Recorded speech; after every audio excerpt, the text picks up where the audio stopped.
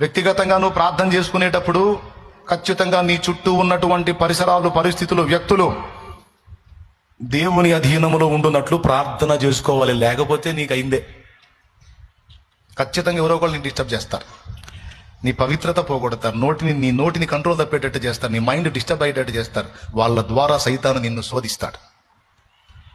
ఆ వ్యక్తులు కంట్రోల్లో ఉండాలంటే నువ్వు వాళ్ళకి ఎన్ని చెప్పినా వాళ్ళకి అర్థం కాదు. వాళ్ళ కోసం ప్రార్థన చేయటం ఒక్కటే ఆయుధము.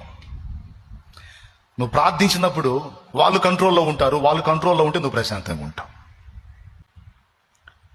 అలాగాని మనం వారి కోసం ప్రార్థన చేయకపోతే, మన చుట్టూ ఉన్న వ్యక్తుల విషయంలో మనం దేవునికి మొర్రపెట్టకపోతే మనల్ని శోధించడానికి ఇంకెక్కడి నుంచి అవసరం లేదు. మన చుట్టూ ఉన్న వ్యక్తులే చాలు.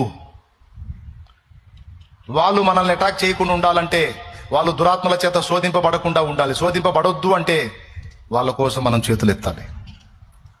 అది నీ ఫ్యామిలీ వైపు కావచ్చు, నీ ఇరుగు పొరుగులు కావచ్చు, నీ తోటి కొలీగ్స్ కావచ్చు, తోటి స్టూడెంట్స్ కావచ్చు, తోటి కార్మికుల ద్వారా కావచ్చు, ఏ విధంగానైనా నీకు రావచ్చు శోధన. అలా నీకు రావద్దు. నీ భర్త ద్వారా కావచ్చు, భార్య ద్వారా కావచ్చు, పిల్లల ద్వారా కావచ్చు, ఎవరి ద్వారా కూడా నీకు శోధన రావద్దంటే వీళ్ళందరినీ ప్రార్థనలో ఎత్తి పట్టాలి.